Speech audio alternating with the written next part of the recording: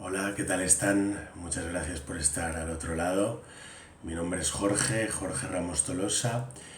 Soy profesor de Historia Contemporánea en la Universidad de Valencia, en el Mediterráneo Occidental, y me dedico a Palestina e Israel, a cuestiones árabes islámicas desde una perspectiva decolonial. Si quieren contactarme para cualquier duda, comentario, todo es bienvenido. Mi correo electrónico es jorge.ramos@uv.es uv de Universidad de Valencia.es, y mi Twitter es Jorge R. Tolosa, así sin más. Bueno, estoy encantado desde la distancia de acercarnos un poquito más compartiendo las epistemologías del sur. Tenemos muy poco tiempo para esta sesión, así que muy brevemente voy a intentar compartir con ustedes algunos de los aspectos que considero mínimos, ¿no? O introductorios o más relevantes para aplicar o para conocer, acercarnos a la cuestión de Palestina e Israel, ligándolo, ¿no? a las epistemologías del sur y a propuestas, ¿no? decoloniales. Bien, el título que hemos puesto a esta clase, a esta sesión, es Comprender Palestina e Israel desde una perspectiva decolonial. Recuerden que hay varios textos, vídeos, infografías que les he recomendado, que están adjuntos. Y en concreto el texto denominado Obligatorio precisamente es un texto que publicamos el pasado año en un libro electrónico que tienen disponible en la biblioteca Claxo. Se llama Epistemologías del Sur, Epistemologias do Sul, coordinado por María Paula Meneses y Karina Vidaseca. Y en este capítulo del libro, en este texto, contiene, ¿no? Más desarrolladamente algunas de las ideas que vamos a introducir hoy y también otras nuevas, ¿no? Bueno, comenzamos ya, que tenemos muy poco tiempo. Voy a basar mi intervención en siete puntos muy breves, pero creo que son importantes, ¿no? para conocer un poquito más la cuestión de Palestina e Israel. Bien, la cuestión de Palestina e Israel vamos a intentar hacer, ¿no? Lo que precisamente el intelectual palestino-estadounidense Edward Said, considerado, ¿no? Fundador de los estudios postcoloniales, llamó, ¿no? desvelar la realidad, ¿no? La cuestión de Palestina e Israel es un tema sobre el que actúan innumerables prejuicios, estereotipos, mitos, realidades distorsionadas, y a pesar de que en las epistemologías del sur considero que no hay recetas, ¿no? Pero sí que hay propuestas pluriversas, ¿no? frente al tótem dualista, homogeneizador, de pretendida universalidad y basado en las líneas abismales del pensamiento dominante eurocéntrico, ¿no? En la cuestión de Palestina e Israel, como saben, ha recibido una gran atención académica, diplomática, mediática, política y social desde hace al menos 7 décadas, ¿no? Entonces, por eso es importante empezar realizando algunas pequeñas aclaraciones sobre cuestiones básicas, ¿no? En la cuestión de Palestina e Israel no es algo que se retrotrae a 2000 años atrás, ni es una cuestión religiosa, aunque obviamente operan factores religiosos.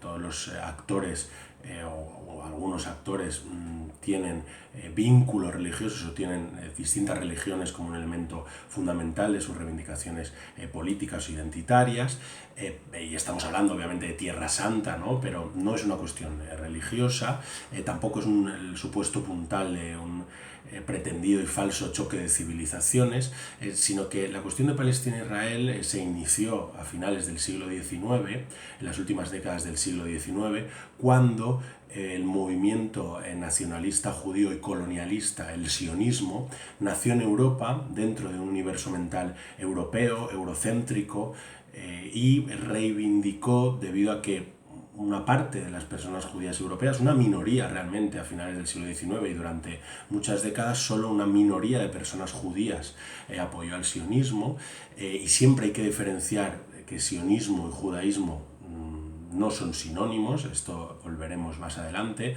Fue una minoría de personas judías europeas las que, debido a la persecución que sufrían algunas comunidades judías en Europa, pretendió crear un Estado exclusiva o mayoritariamente judío en el mayor territorio posible de Palestina. Esta es una clave fundamental para entender el origen, el desarrollo e incluso la actualidad de la cuestión de Palestina e Israel, ¿no? Que el movimiento sionista, el motor ideológico de la colonización de Palestina, un colonialismo de asentamiento puro, por el que no solo se busca la tierra, sino también sustituir, desplazar, transferir a la mayor parte de la población nativa, en este caso no judía palestina. Y esto es también fundamental para entender muchas de las dinámicas que están ocurriendo en el siglo XXI de colonización de la tierra, de genocidio progresivo en la Franja de Gaza, de políticas de apartheid, etcétera, etcétera, ¿no? Claro, en este momento de origen, finales del siglo XIX, el 85-86% de la población de Palestina, que en este momento pertenecía al sultanato otomano, el 85-86% era musulmana, 10-11% cristiana y 2-4% judía, ¿no? Entonces, claro, ¿cómo hacer, aunque nada estaba predeterminado, aunque la historia no es lineal y siempre está abierta a variables, pero cómo hacer que un territorio donde el 96-98% de la población no era judía, que fuese un territorio exclusivo o mayoritariamente judío, como pretendía el movimiento sionista y como ha continuado pretendiendo el Estado de Israel a partir de su fundación en 1948, que tuvo y sigue teniendo el sionismo como su ideología oficial, ¿no? A finales del siglo XIX, como digo, el movimiento sionista empezó a colonizar Palestina, empezó a crear sus bancos, periódicos, ciudades como Tel Aviv, sé que es una colonia sionista fundada en 1909, todo un aparato preestatal o paraestatal ya en las últimas décadas del sultanato otomano en Palestina, y cuando llegó el Reino Unido, el imperialismo británico a Palestina a partir de finales de 1917, declarando, aunque de una manera ambigua a través de la declaración Balfour, su apoyo al movimiento sionista, empezó una nueva fase entre 1917 y 1923-48, cuando el movimiento sionista fue apoyado por el imperialismo británico y continuó desarrollando su aparato preestatal, preparándose para un momento dado en el que poder conseguir ese territorio lo más extenso posible en manos sionistas con el mínimo de población palestina. Bien, después de numerosas insurrecciones palestinas, unas resistencias palestinas muy diversas, con un gran protagonismo de mujeres, desde finales del siglo XIX, protestas, periódicos, publicaciones, manifestaciones, distintos tipos de marchas, peticiones a las autoridades, creación de numerosos grupos. Una de las primeras organizaciones palestinas que se crearon contemporáneas del siglo XX fue en 1903 la Sociedad Ortodoxa de Ayuda, una organización de mujeres palestinas. El tema es que, claro, como siempre las epistemologías del norte, ¿no?, intentan invisibilizar especialmente los sujetos subalternos, especialmente las mujeres intentan apropiarse de sus luchas y de sus cuerpos, ¿no?, y más en contextos árabo-islámicos.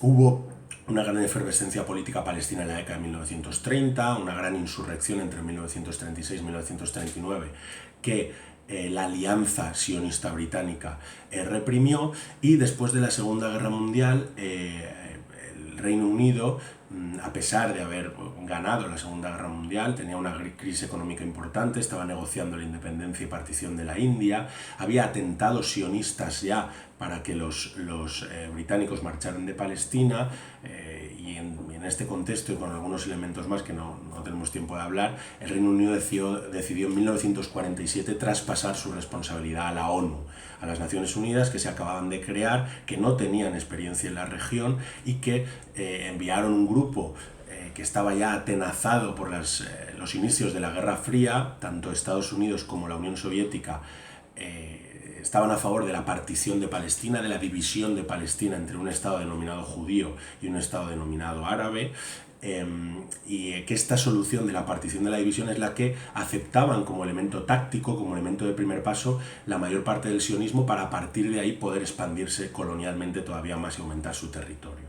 Entonces, esta solución de la partición es la que, después de muchos desequilibrios, después de muchas injusticias, aprobó la Asamblea General de la ONU con distintas presiones, sobre todo de Estados Unidos, a países pequeños como Haití, Liberia, Filipinas. Aprobó el 29 de noviembre de 1947 el famoso Plan de Partición o Resolución 181 de la Asamblea General, y poco después, unos días, semanas después, llegó el momento que estaba esperando el movimiento sionista.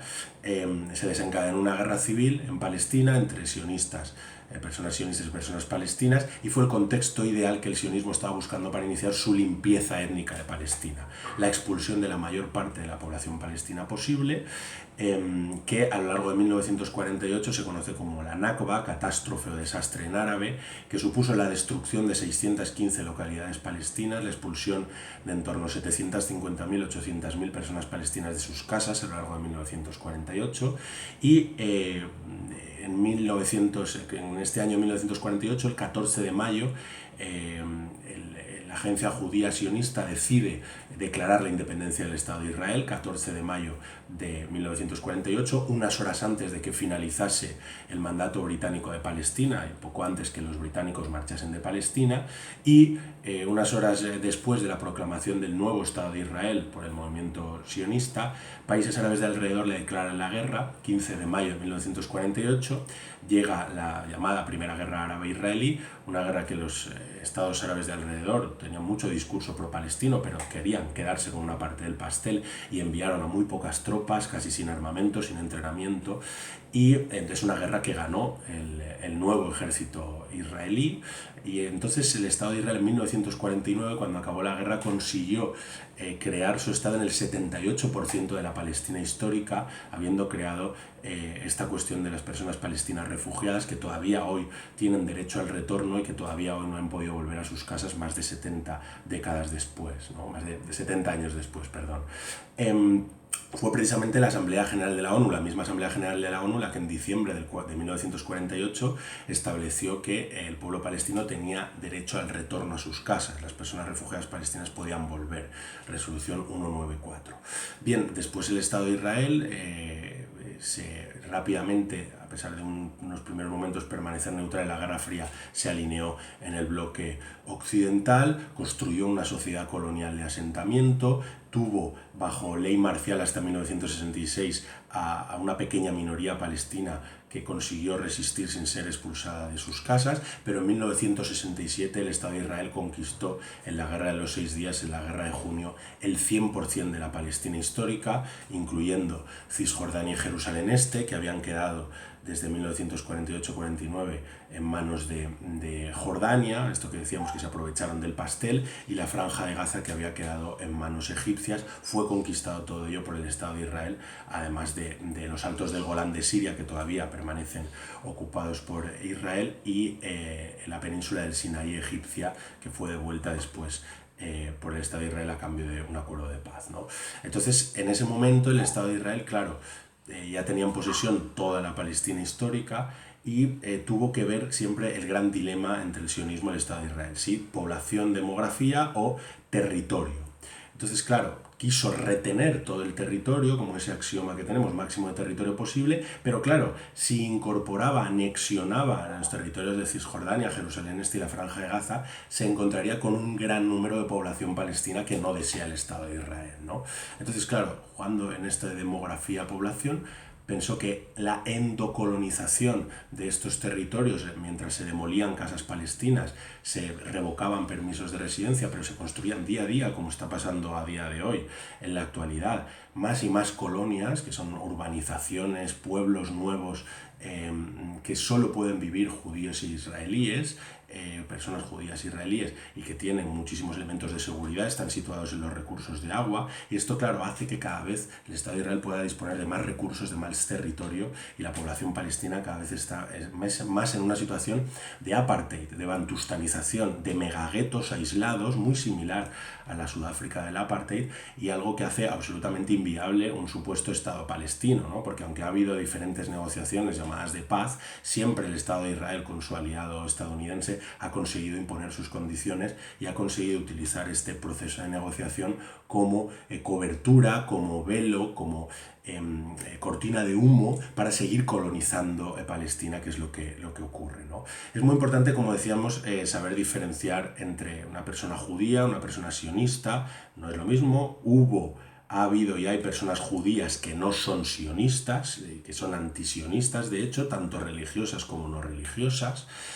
Una persona israelí es una persona que tiene la ciudadanía israelí, el Estado que, como hemos dicho, se creó gracias al esfuerzo colonial del movimiento sionista en 1948, pero hay que saber diferenciar muy bien estas palabras judío, sionista, israelí, porque no son lo mismo ni tienen por qué coincidir, ¿no? Digamos, por el otro lado, también hay que saber diferenciar a una persona árabe, que es de cultura, lengua árabe, una persona musulmana, de religión musulmana. Los 4 países con mayor población musulmana del mundo no son países de mayoría árabe, estamos hablando de Indonesia, India, Pakistán y Bangladesh. Y una persona palestina, que es una persona de identidad nacional palestina, es una cuestión territorial y cultural, que sí que pertenece al mundo, al denominado mundo árabe, al levante mediterráneo, pero que hay personas palestinas que son musulmanas, y personas palestinas que son cristianas, y personas palestinas que son ateas, ¿no? Entonces hay que saber diferenciar todos estos conceptos. Bien, en la actualidad, como decimos, sobre los cuerpos de las personas palestinas se están aplicando numerosos elementos de biopolítica, se están aplicando numerosas tecnologías con sangre palestina y numerosas empresas, entramado complejo militar, industrial, de seguridad, que prueba sus armas sobre los cuerpos y sobre los territorios ocupados, colonizados y bajo un régimen de apartheid de Palestina. Hay que tener en cuenta que son numerosas las voces que hablan de que Israel no solo es un sistema de apartheid, sino que es un sistema de apartheid peor que la Sudáfrica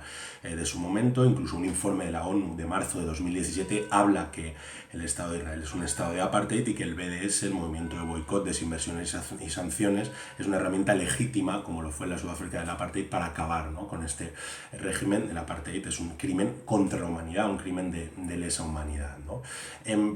El Estado de Israel además desarrolla numerosas estrategias para lavar su imagen, para ocultar su verdadera cara. Lo vimos en este pasado mes de mayo de 2018 con Eurovisión, el Festival de la Canción Eurovisión, que Israel utilizó para intentar blanquear sus crímenes, blanquear su sistema de apartheid, su limpieza étnica gradual. Recordemos, para conseguir ese máximo de territorio posible con el mínimo de población palestina, el Estado de Israel sobre todo ha practicado 2 grandes formas, ¿no? La limpieza étnica, la expulsión masiva de la población palestina en 1948 y de manera gradual posteriormente, y el apartheid, un sistema cada vez más sofisticado y cada vez con más elementos que tienen numerosos estudios que les puedo recomendar si quieren, ¿no? Como les digo, para intentar lavar su imagen, el Estado de Israel utiliza diversos washings, diversos lavados de cara, ¿no? Por ejemplo, el pink washing, ¿no?, que es supuestamente el Estado de Israel y en concreto Tel Aviv son ciudades LGTB friendly, pero lo cierto es que niega muchos derechos a estas personas, no solo en Israel, sino por supuesto en Palestina. Secuestra, detiene a personas LGTB palestinas y las tortura para intentar que sean espías de Israel, y si no, poder decir a personas cercanas o de su familia que no saben que son de esta identidad, y para presionarlas. Muchísimo dinero destina para dar esta imagen de LGTBI friendly cuando hay distintas opresiones específicamente sobre las personas LGTBI palestinas e israelíes. Hay organizaciones como ASUAT, como Al-Quds, que son organizaciones LGTBI palestinas. También utiliza el vegan washing. Supuestamente también Israel es un sitio vegan friendly, y sobre todo también, como hemos dicho antes y últimamente, el sports washing, culture washing o art washing, ¿no? A través de episodios o eventos como Eurovisión, dar una cara positiva de un Estado avanzado, moderno, democrático, multicultural Israel, para ocultar sus crímenes. A esto destina una gran parte del dinero y hay que estar muy atentas y atentos, ¿no? Bueno, para ir acabando ya, ¿no?, se me ha pasado el tiempo muy rápido. Ya les digo, en el texto tienen muchas más elementos que estamos desarrollando y pueden contactarme por redes sociales o por correo electrónico para saber más. Para utilizar lo que yo entiendo, podemos entender una perspectiva decolonial, yo creo que es importante, ¿no? Comprender que las epistemologías del sur y la decolonización incluye propuestas infinitas, como hemos dicho, no hay recetas, ¿no? En una de los pilares del pensamiento decolonial y de las epistemologías del sur es el diálogo, la pluriversidad, los conocimientos rizomáticos, circulares, en espiral, ¿no? Frente a ese tótem dualista, homogenizador, monologuista, universalista, basado en líneas abismales del pensamiento hegemónico eurocentrado, ¿no? Yo creo que decolonizar, en este caso Palestina, significa escuchar profundamente, conocer y practicar el sur a partir de perspectivas y experiencias, voces, emociones, afectos pluriversos que cuestionen el monopolio epistémico del norte global, ¿no? En términos de Mohanty, a través de puntos de vista distintos a los ojos de Occidente, ¿no?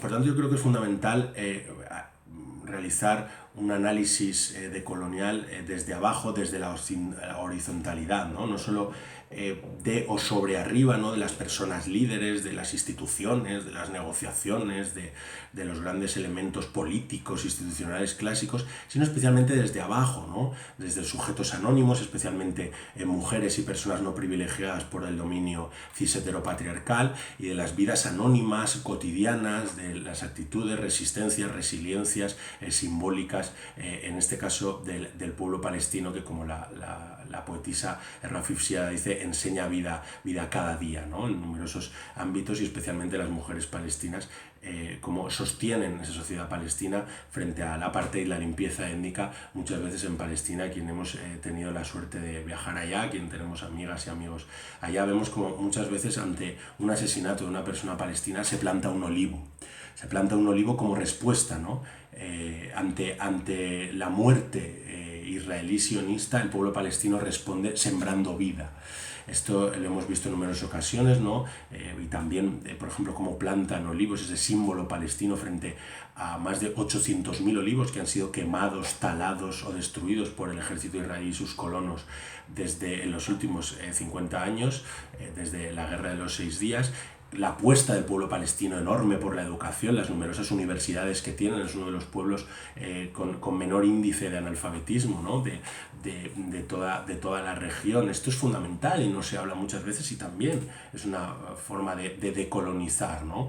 Gran parte del pensamiento, de los análisis, de los medios de comunicación del norte global, obviamente están colonizados por la forma de pensamiento israelí. Por tanto, descolonizar yo creo que también significa atender y arrancar desde estas voces, experiencias palestinas pluriversas, y también, por supuesto, de todos los tipos de lucha palestina, ¿no? Articularse a partir de atender a las cosmovisiones, discursos, palabras o voces de los sujetos colonizados, en este caso de palestinos, ¿no? Bueno, tenía preparado también algunos elementos que creo que pueden limitar o dificultar, ¿no? la perspectiva decolonial, las epistemologías del sur, pues la destrucción israelí continuada o el intento, mejor dicho, de destruir por parte de Israel la cultura palestina. Decenas de miles de libros solo en unos años después de la Nakba fueron quemados por el Estado de Israel bajo apariencia bajo la justificación de que era un problema de seguridad o no tenían valor, pero libros, cartas, archivos, etcétera, etcétera. Esto continúa realizándose por el Estado de Israel, ¿no? Lo que se llama un memoricidio. El Estado de Israel intenta un memoricidio contra el pueblo palestino, borrando los nombres árabes de las localidades que sufrieron la Nakba en el 48, y construyendo encima bosques, ¿no? Por eso también de esto del greenwashing, el Estado de Israel, que intenta proyectar una imagen de ecologista, cuando muchos de los bosques que ha plantado, con árboles curiosamente europeos, nunca árboles nativos, como el olivo, como los higos chumberos, como el almendro, como las higueras, sino con árboles europeos, coníferas, como el pino, etcétera, etcétera. Planta muchas veces bosques sobre los antiguos pueblos palestinos desalojados durante la Nakba para dar esa sensación de ecologista y a su vez impedir que el pueblo palestino refugiado pueda volver a sus casas, ¿no? Hay muchos elementos así que se prueban allá. Y respecto a las limitaciones, obviamente también, ¿no?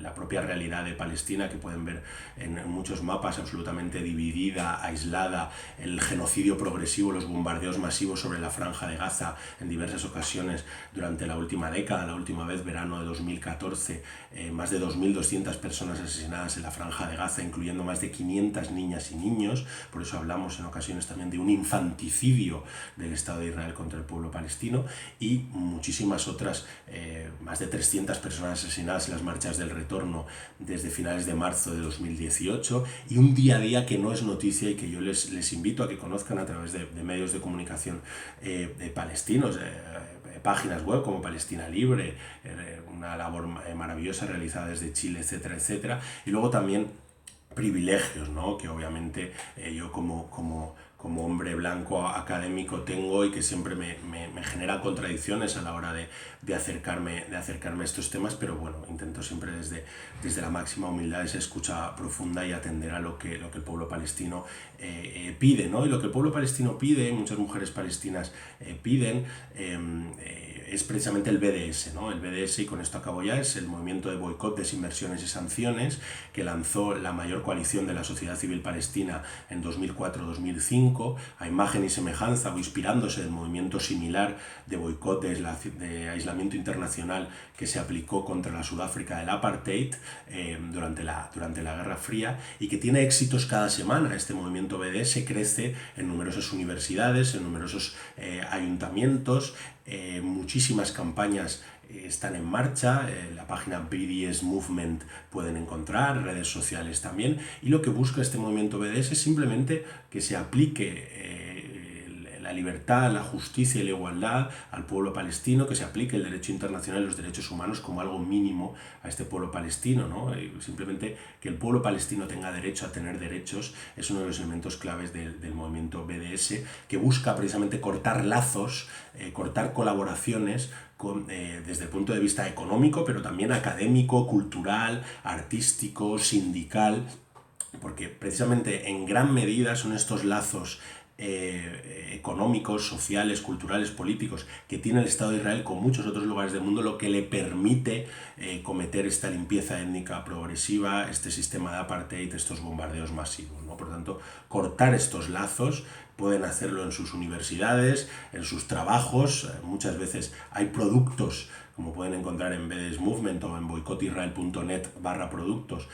Hay productos, empresas, marcas que están en nuestros lugares de trabajo, en nuestros lugares de estudio, en nuestras ciudades, en nuestros ayuntamientos.